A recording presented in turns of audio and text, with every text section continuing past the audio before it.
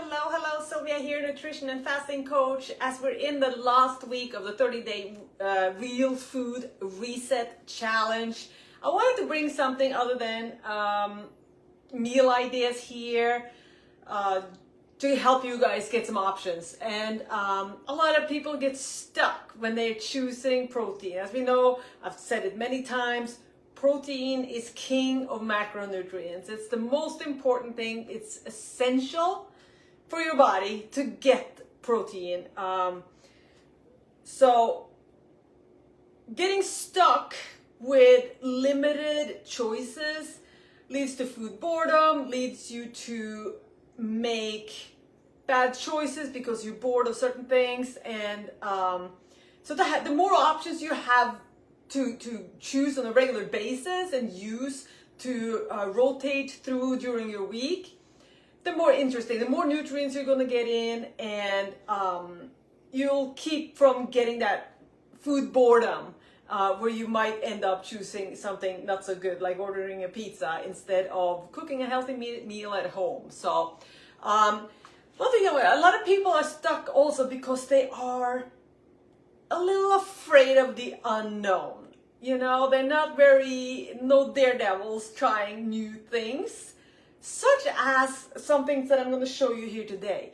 Now, there's so many, with the way that the world is today, we're able to get foods from all over the world.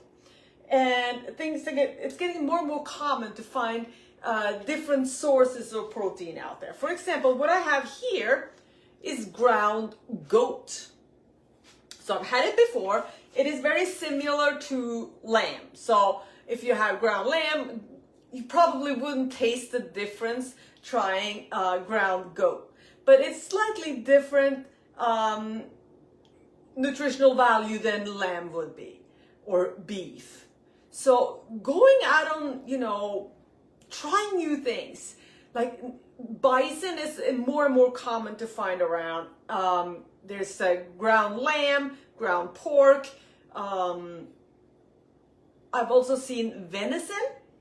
It's more and more common to find now in grocery stores around. Just to give yourself a variety, a little different flavor profile as you are making sure you get that protein in every day. But not if you don't eat meat. There's some seafood options as well that's different. So like this is one of my favorites, smoked mussels. These are delicious, and a serving is one small can, and you have protein, 14 grams of protein in this small can. So excellent source of protein. Different ways you can toss them in a salad. You can use them in a wrap. Use them in like a dish with like if you have like a saute kind of dish, you can, or a seafood mix, the soup. There's so many options for this.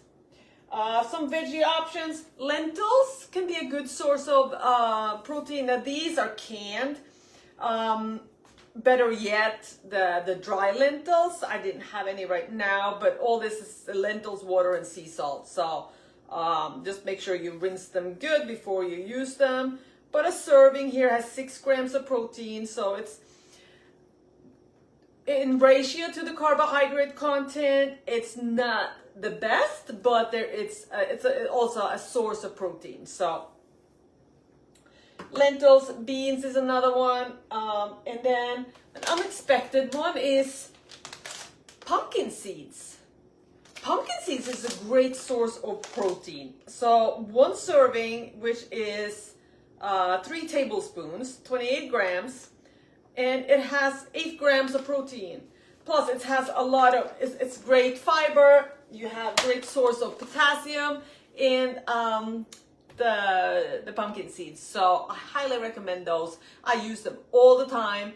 I use them to top my yogurt. I use them as a snack, toss them in a salad to give it that little crunch, or just have them as a handful of a snack when you just crave something crunchy. So just have an open mind when you are stocking up some. I have this weird sunshine hitting my face here.